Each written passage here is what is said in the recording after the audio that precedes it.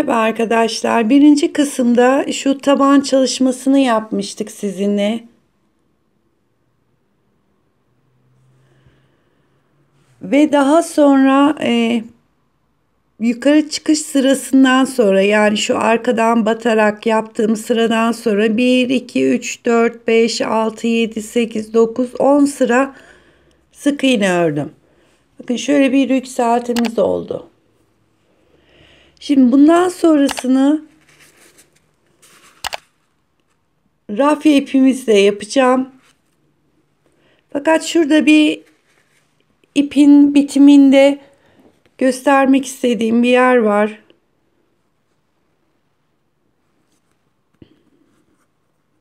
Pardon arkadaşlar. Şimdi tam şu başladığımız noktaya kadar sık iğne olarak geldim. Daha sonra girdim ve şunun içinden geçiriyorum. İpimi çekiyorum. Bir sonraki sık iğnenin içine girip bu ipi oradan şu şekilde geçiriyorum.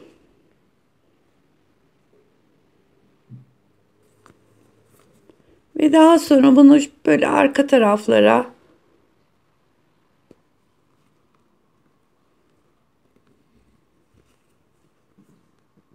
aşağılara doğru saklıyorum.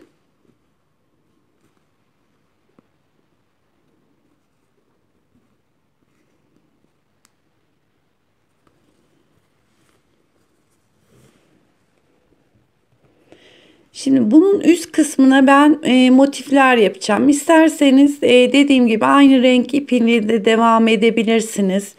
Veya rafyayla da sık iğne olarak devam edebilirsiniz. Ben şimdi şu kısımlara bir motif yapacağım. Şimdi şuralar tam köşelerimiz.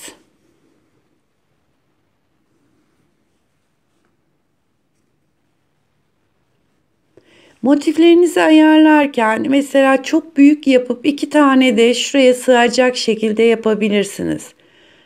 Yani motiflerin sıralarını çoğaltarak yaptığınız çantaya göre ayarlayabilirsiniz arkadaşlar. Şimdi rafya ipi alıyorum.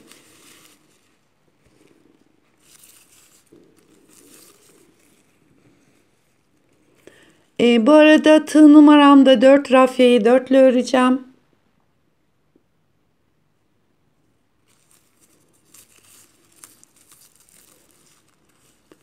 Şöyle bir kere parmağıma doluyorum. Daha sonra 1, 2, 3 tane zincir çekiyorum. Ve bu boşluğun içine 12 tane trabzan yapacağız. 1,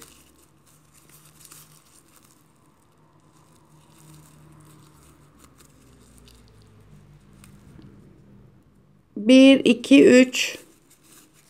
Çıktığımız zinciri de sayıyoruz. 4,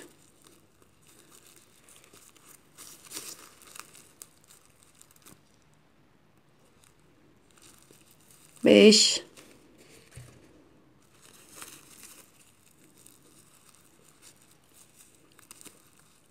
6,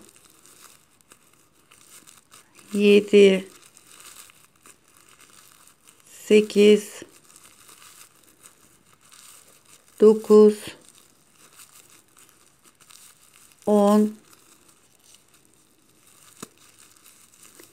11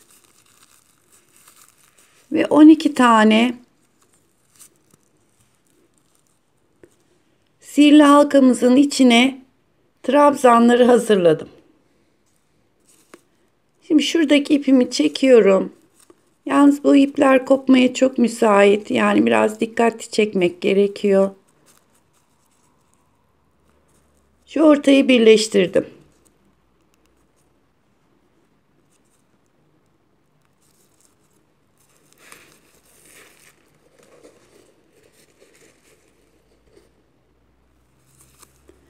Ve yaptığımız ilk zincirin tepe noktasına giriyorum.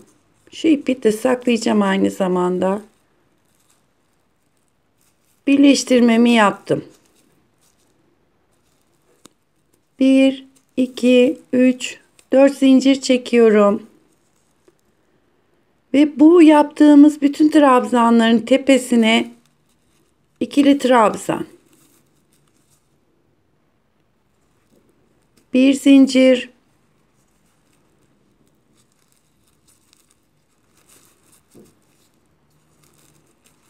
Aralarda birer zincir çekerek bütün hepsini tepesine şöyle trabzanlarımı hazırlıyorum.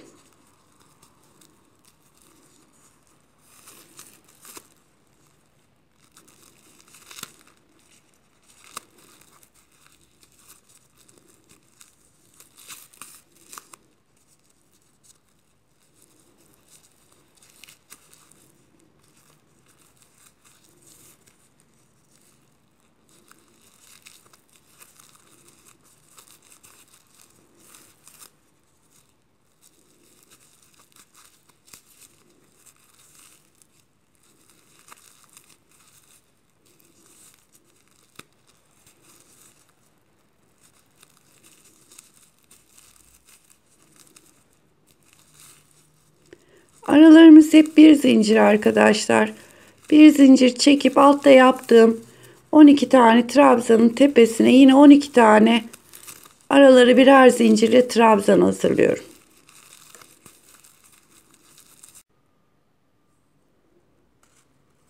Şimdi şunları sayalım arkadaşlar. 1, 2, 3, 4, 5, 6, 7, 8, 9, 10, 11, 12 tane trabzanımız var. Hemen ilk boşluğun içine giriyorum. Yine arada zincirimi çektim. Birleştirdim. 1, 2, 3 tane zincirle yukarı çıktım. Tığıma doluyorum. Buradaki boşluğun içine girdim. Bir kere çektim. Tığıma doluyorum. Tekrar giriyorum. Bir kere de onu çektim. Daha sonra buradaki 3 ilmeği birlikte topladım. Arada 1, 2, 3 tane zincir çektim. Burası köşe noktamız olacak. Tekrar tığıma doladım. Aynı boşluğun içine. Bir kere çektim, bekletiyorum. İkinciyi girdim, çektim, bekletiyorum. Üçüncüyü girdim, çektim, bekletip buradaki 4 ilmeği birlikte. Şimdi arada 1, 2 tane zincir çekiyorum. Yandaki boşluğun içine giriyorum. Bir kere çektim. 2 kere çektim. Bu da üçüncüsü. Daha sonra dördünü birden. 1, 2 zincir. Yandaki boşluğa giriyorum.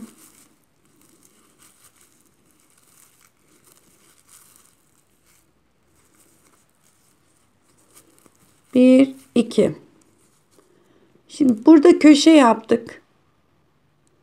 Arada 2 tane normal boşluklara yaptık. Şimdi buradaki boşluğa yine köşe yapacağız.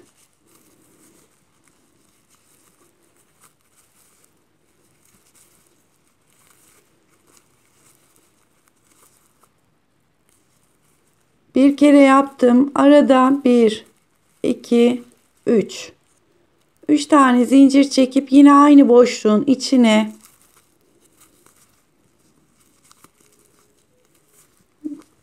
bir tane daha üçlü trabzanlar yapıp hepsini birlikte topladım. Şimdi 2 zincir.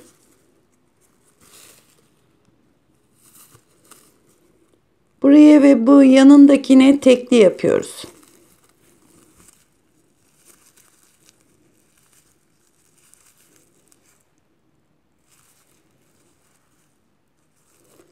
Bir, iki zincir.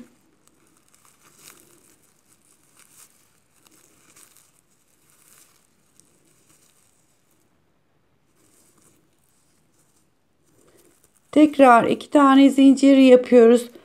Şuradaki köşeyi yaptıktan sonra arada 2 tane yaptık. Buradaki boşluğa yine köşe yapabilmek için 2 tane böyle üçlü trabzanlar yapacağız. Şöyle fıstık şeklinde topluyoruz. 1, 2, 3 zincir. Tekrar aynı boşluğun içine.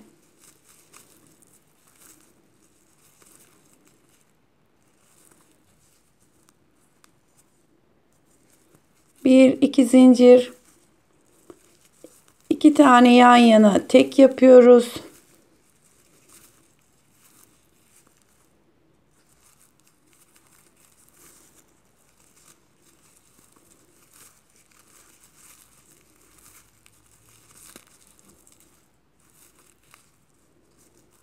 Bir, iki tane zincir çekip buradaki yeri boşluğumuzda son köşemiz. Yani dördüncü köşeyi yapmış oluyoruz.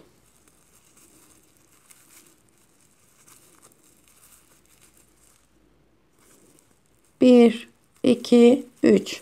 Köşelerde aynı yere yaparken aralarımız 3 zincir.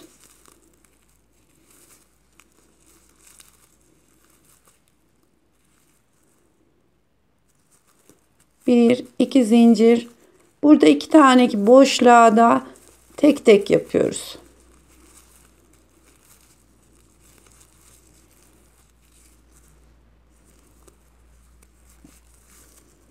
Son boşluğumuza da bir fıstık daha.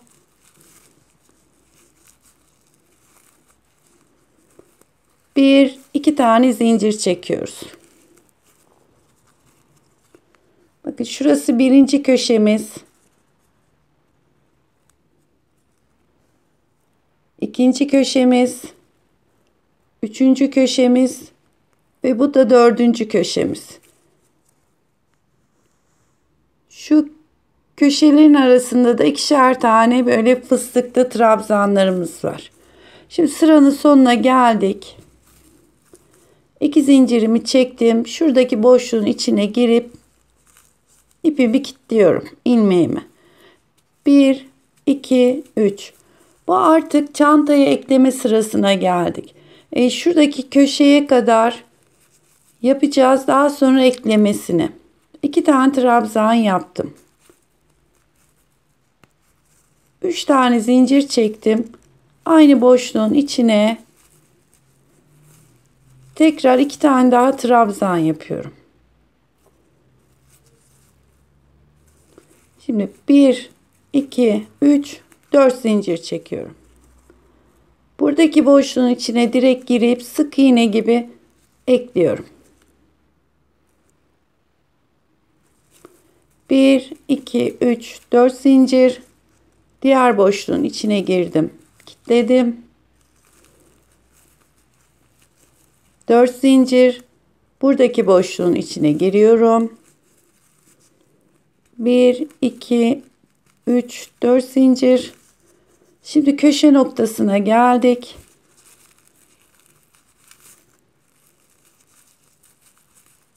İki tane yapıyorum. 2 zincir çekiyorum. Yani dönüp buraya tekrar yapılacak. Bakın şu şekilde. Arada da 1, 2, 3, 4 tane boşluğumuz var. Burası köşe noktamız. Yani dönüp tekrar buranın içine yapacağız. Şimdi buraya geldiğimiz zaman çantamızı alıyoruz. Yani dediğim gibi bu motifleri mesela benimkine şöyle ortalama 3 tane sığıyor. Bakın biri şuraya. Bir tane. Şöyle ortalama 2. Bir de şuraya yapacağım 3 tane. Yani bunda zincir sayı sık iğne kaç tane olarak değil de arkadaşlar. Mesela ortalama 3 tane motifi buraya oturtacağız. Şöyle bir işaret koyuyorum.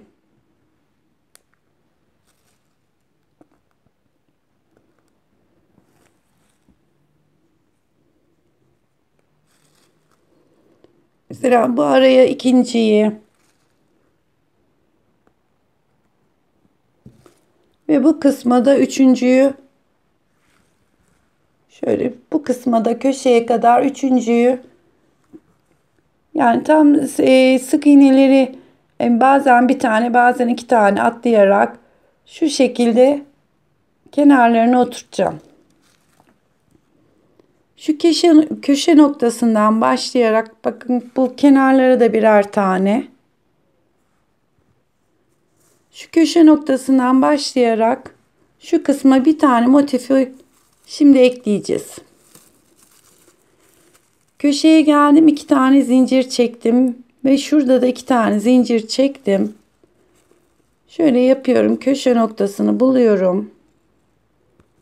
Buraya girdim. İlmeğimi alıyorum. 2 tane zincir çektim. Kaldığımız yerden devam ediyoruz. Yani buradaki köşemizin içine ikinci tane trabzanımı tamamlıyorum.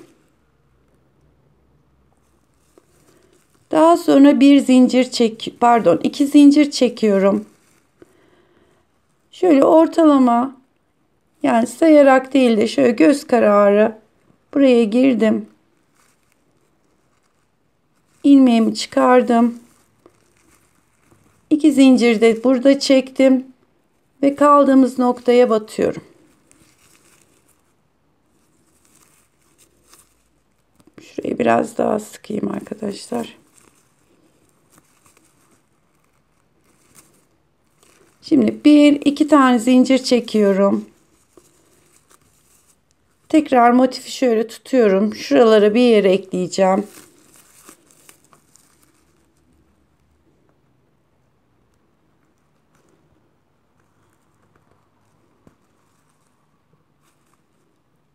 İlmeği içinden çıkardım.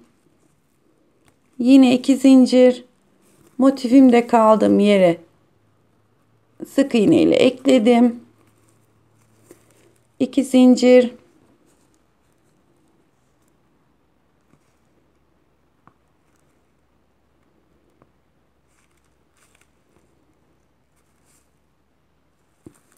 Bir, 2 zincir.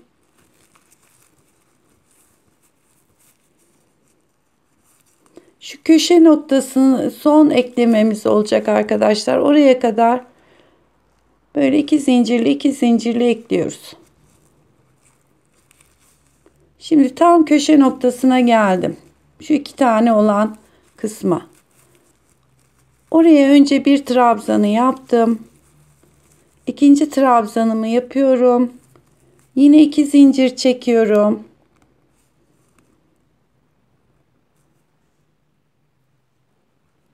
Şöyle şuraya ekledim. Tekrar 2 zincir çekiyorum. Kalan yarım 2 tane daha trabzanımız var köşede. Onu tamamlıyorum. Daha sonra yine arada 2, 3, 4 zincir. Buradaki boşluğa artık motifimi tamamlıyorum arkadaşlar.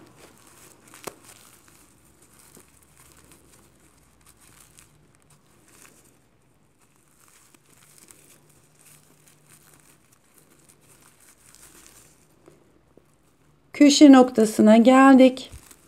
Buraya trabzan.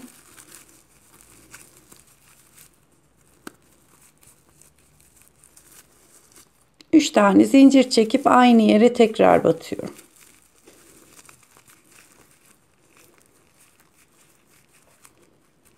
Şu başladığımız noktaya kadar aynı şekilde aralar 4'erli zincir.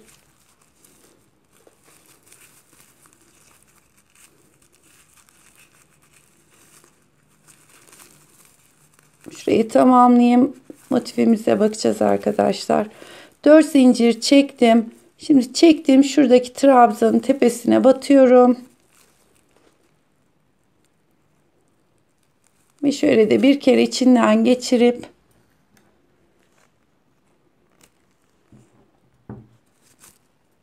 ipi kesiyorum.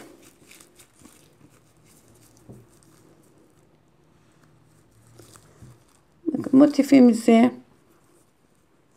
bu şekilde ekledik.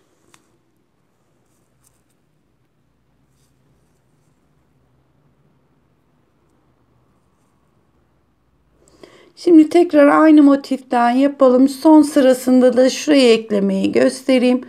Daha sonra diğerleri aynı şekilde eklenecek.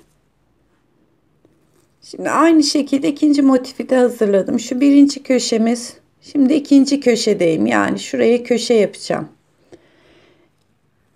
Bunda eklemeye başlarken bakın motifimizin şu köşesinden başlayacağız. Önce bir yana, daha sonra da çantayı ekleyeceğiz. Şöyle tutuyorum. 2 tane zincir çektim. Buradaki köşenin içine giriyorum. Bakın buradaki zincirin içine girdim. İlmeğimi çekiyorum.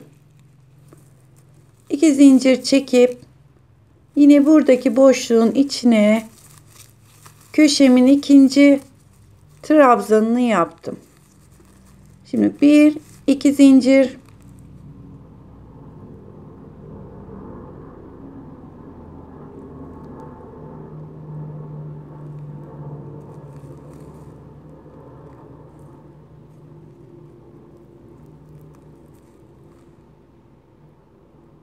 bu aradaki zincirin tam ortasındaki herhangi bir zincire girdim. İlmeğimi çıkardım. 2 zincir, buradaki boşluğa. Tekrar 1 2 zincir. İsterseniz buradaki boşluklara da girebilirsiniz. İsterseniz zincirlerin içine de. 1 2 zincir. Motifimdeki boşluğa girdim. Tekrar 2 zincir. Bakın şu şekilde ekleniyor birbirine. Şimdi buradaki boşluğun zincirin içine girdim. Motifimdeki boşluğa ve şurası köşe noktamız. Motifteki son boşluğun ortasına girdim. 2 zincir. Şimdi köşe noktamıza geldik. Buraya önce trabzan, 2 tane trabzan yapıyorum. 2 zincir çekiyorum. Bakın şu köşenin eklendiği yere yine aynı noktanın içine giriyorum.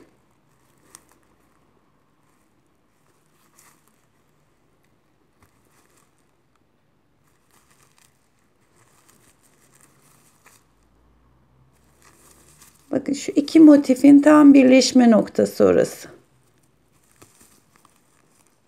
Buradaki köşe ile buradaki köşenin birleşimini aynı yere yapıyoruz. 2 zincir çektim. Şimdi kaldığım yerden devam edeceğim. Yani bu köşemdeki 2 trabzanı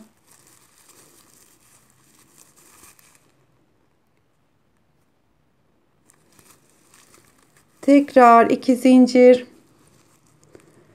Bu sefer de çantamdaki şöyle şuralara ekleme yaparak gideceğim.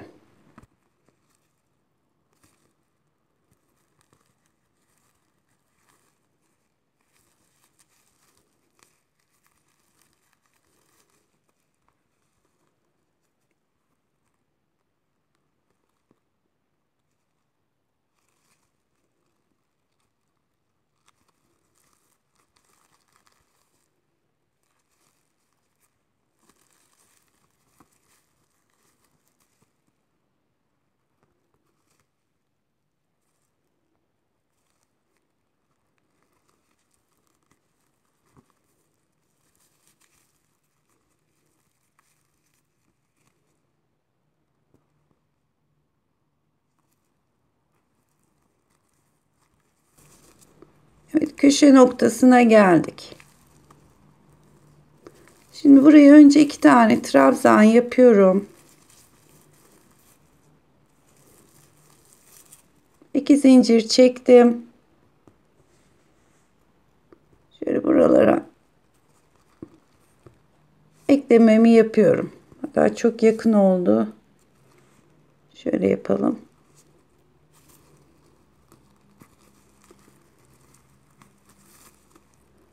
Ve köşemi tamamlıyorum arkadaşlar. 2 trabzan yapıyorum. 4 zincir çekip artık motifimdeki boşlukları tamamlıyorum.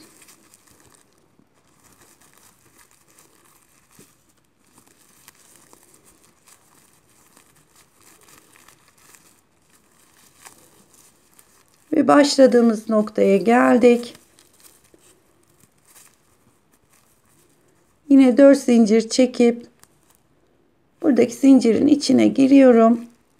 Kitlememi yapıp ipimi kesiyorum.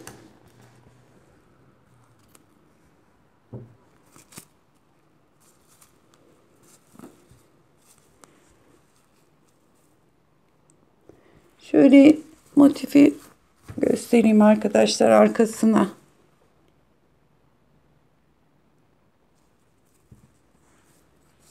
Bakın 2 tane motifimizi ekledik. Diğer bütün motifler aynı şekilde olacak. Şuradaki köşeden başlayacağız. Çantamızın buraya. Şimdi 3 tane bu kenarda, 3 tane karşı tarafta, 6 birer de şu yan parçalara ekleyeceğiz. 8 tane bu şekilde motifi birbirine ekleyerek tamamlayacağız. Motifleri ekledim arkadaşlar şu şekilde. Çantamızın her tarafını toplamda 8 motifi ekledim. Ve şöyle hafiften ütü yaptım. Yani hiç korkmayın, bu iplere hiçbir şey olmuyor. Rahatlıkla ütüleyebilirsiniz.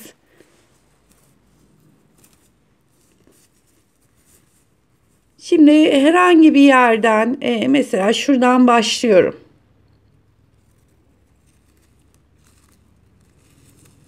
Hatta tam köşeye gelen kısımdan başlayalım.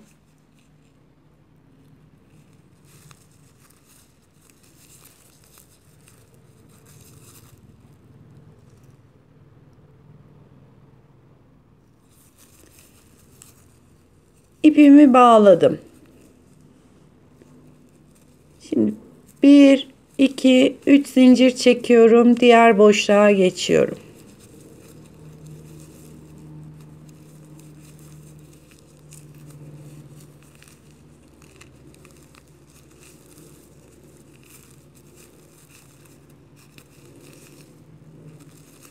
Bütün etrafını 1, 2, 3 zincir çekerek şurada yaptığımız zincirlerin ortasına girerek bir sıra bu şekilde dolaşacağız.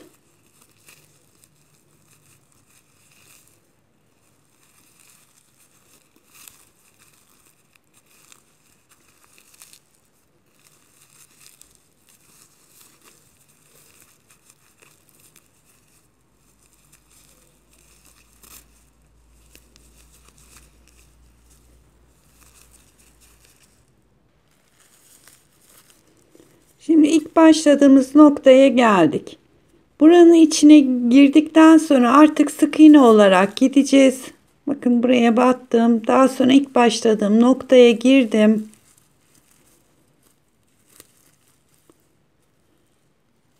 Bir, iki,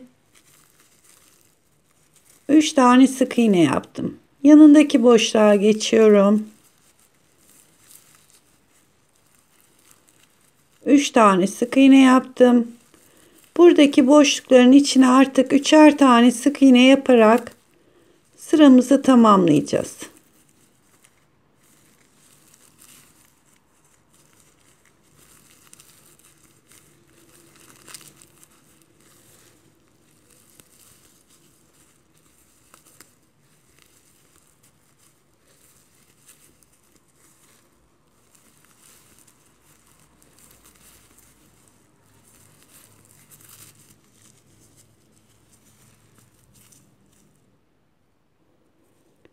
Evet, bütün boşlukların içine üçer tane sık iğne yaptım.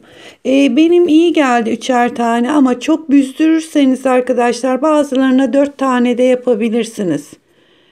Şimdi geldim tam başlama noktasına. Buraya 2 tane yaptım.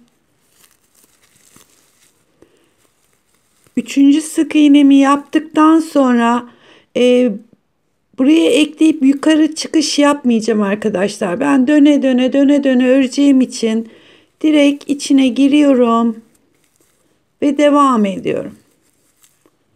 Yani artık bundan sonra çanta boyumuz olana kadar buradaki sık iğnelerin içine girerek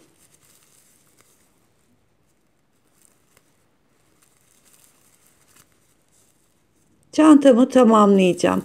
Bunun da boyunu ne kadar istiyorsanız çanta ebatı o kadar yapabilirsiniz.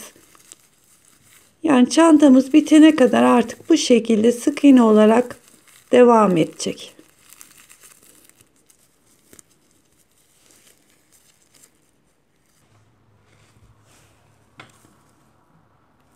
Ben şu kadar daha yani ilk 1, 2, 3, 4, 5, 6, 7, 8, 9, 10, 11, 12, 13, 14, 15, 16, 17, 18, 19, 20 sıra sık iğne ördüm. Bakın yani ekrana sığmadığı için şu şekilde göstereyim. Bence yeterli bu. Son sırasını yapacağız. Son sırayı da yengeç bacağı olarak yapacağız arkadaşlar. Şimdi başladığım noktaya kadar geldim.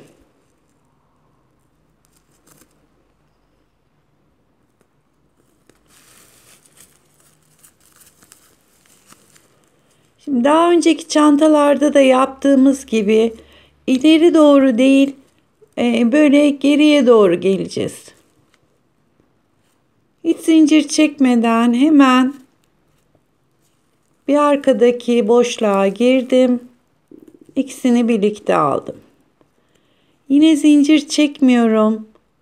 Şuradaki boşluğa gireceğim.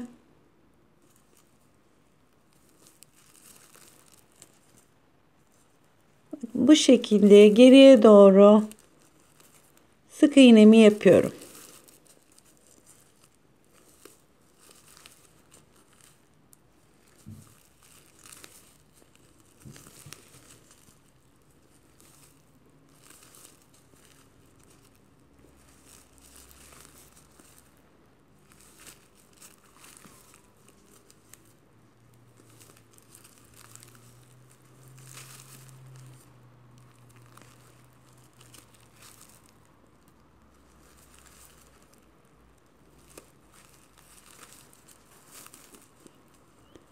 Bütün etrafını bu şekilde tamamlayacağım.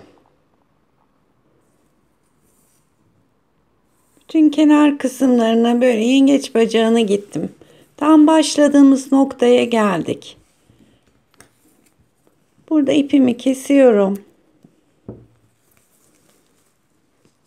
Bakın şurası tam başladığımız noktaydı.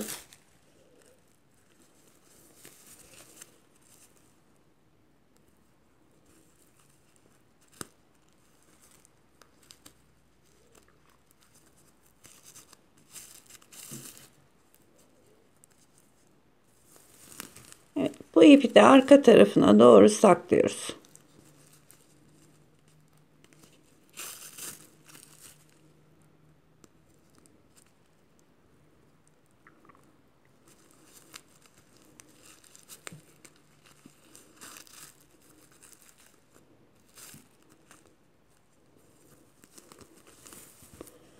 Şimdi çantamızın iç kısmı bu şekilde arkadaşlar.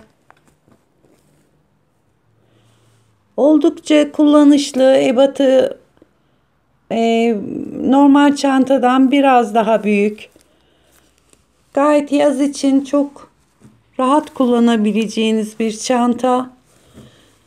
Şimdi bunun içine dinleyen arkadaşlar hani sert bir malzeme koyup ister asetat koyabilir veya kalın telayla kumaş içine kumaş koyarak astar yapabilir. Ben çantacıya vereceğim. Yani çantalarımı genelde çantacıya gönderiyorum. Oraya yaptırıyorum astar kısımlarını. Saplarını da dilerseniz örebilirsiniz. Yine aynı ipinden sık iğne olarak örebilirsiniz. Dilerseniz çok güzel saplar satılıyor, hazır saplar. Onlarla dikebilirsiniz. Veya çantacıya götürdünüz mü zaten oraya deri saplar dikiyor. Öyle de yaptırabilirsiniz. Bak çok güzel bir tabanımız oldu. Şu Şu şekilde hafiften yukarı doğru açılan bir çanta. Yani alt tarafı daha dar, yukarısı daha geniş bir model oldu. Yapacak arkadaşlara kolaylıklar diliyorum.